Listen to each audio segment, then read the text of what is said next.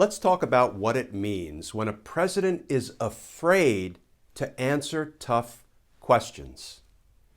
Because having a president with at least a little bit of courage, like justice, matters.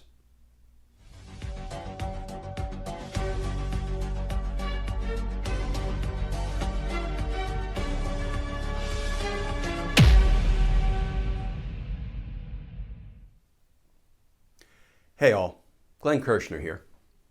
So maybe you've already seen the interview that Leslie Stahl of 60 Minutes did with Donald Trump because, juvenile that he is, with apologies to juveniles, Donald Trump took the interview wanting to steal 60 Minutes thunder or ratings, and he dropped it on Facebook. He posted a bootleg copy of his interview with Leslie Stahl. And I watched all 38 minutes, so hopefully you won't have to. And here's how the interview started. Leslie Stahl asked him, "Mr. President, are you ready for some tough questions?"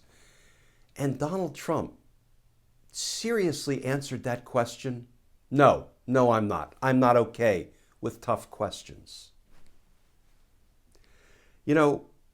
As President of the United States, we kind of expect you, we want you, we need you to answer tough questions.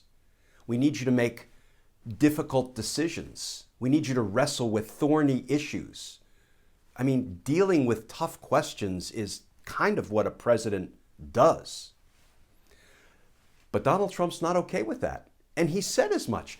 He might as well have said, "I'm not okay with a free press. I'm not okay with democracy." Does Putin have to answer tough questions? Does Kim Jong-un have to answer tough questions? That's Donald Trump saying, listen, I don't really want to be president. I want to be a dictator. I don't want to answer tough questions from the media or anybody else. And then for 35 minutes, Donald Trump just launched into his grievance fest. Nothing but complaining and bellyaching.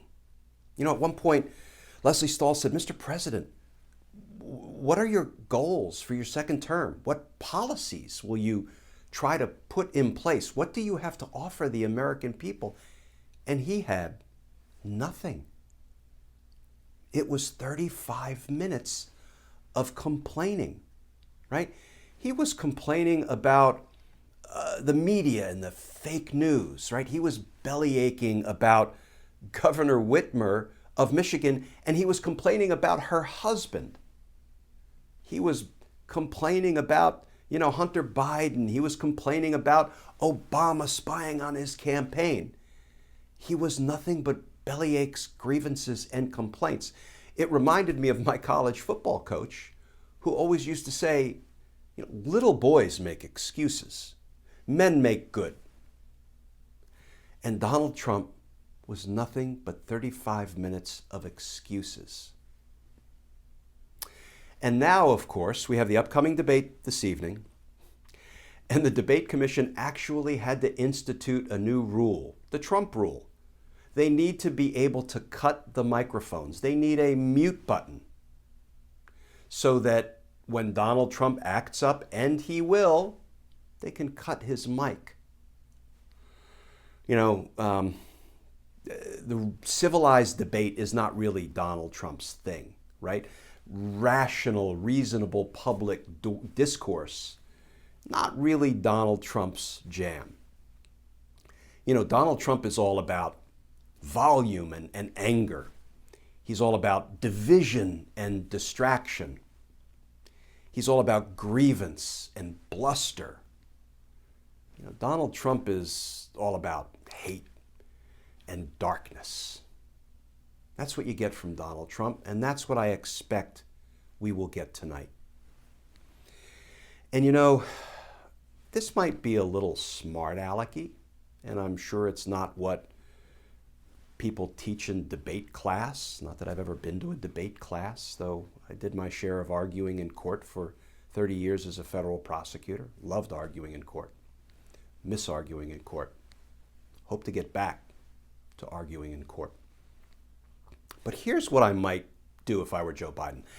At some point, I might just look directly into the camera, as he did so effectively several times during the first debate, and say to the American people, folks,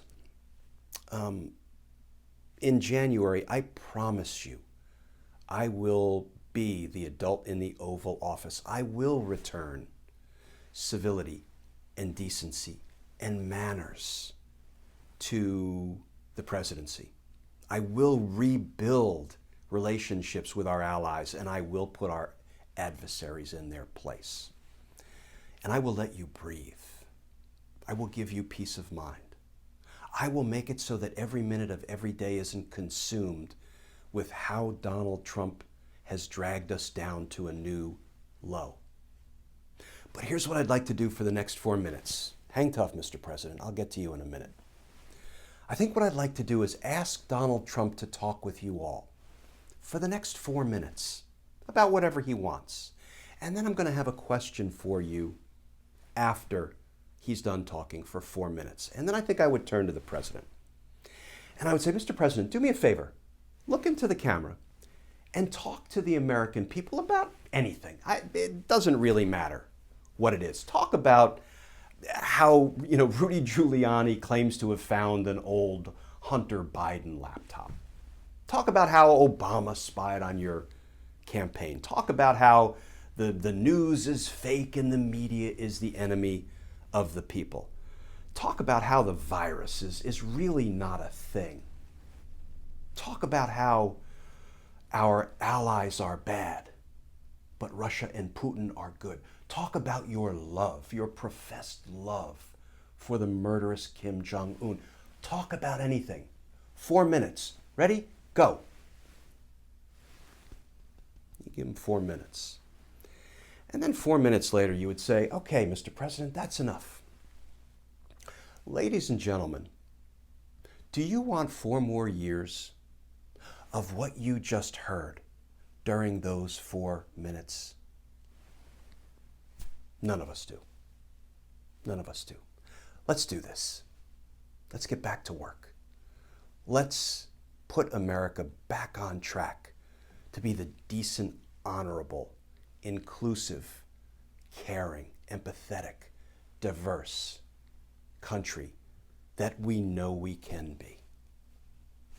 Let's do this. And I think in those 4 minutes, you could probably, if you listen real closely, hear Donald Trump's poll numbers hitting the ground. Because remember, after that obscene performance in the first debate, how Trump's poll numbers plummeted to new lows? It's going to happen again.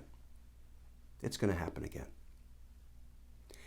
And I think that when we all watch tonight's debate, maybe with an adult beverage, I think it's going to inspire us anew to get to the polls in numbers too big to rig, in numbers too real to steal.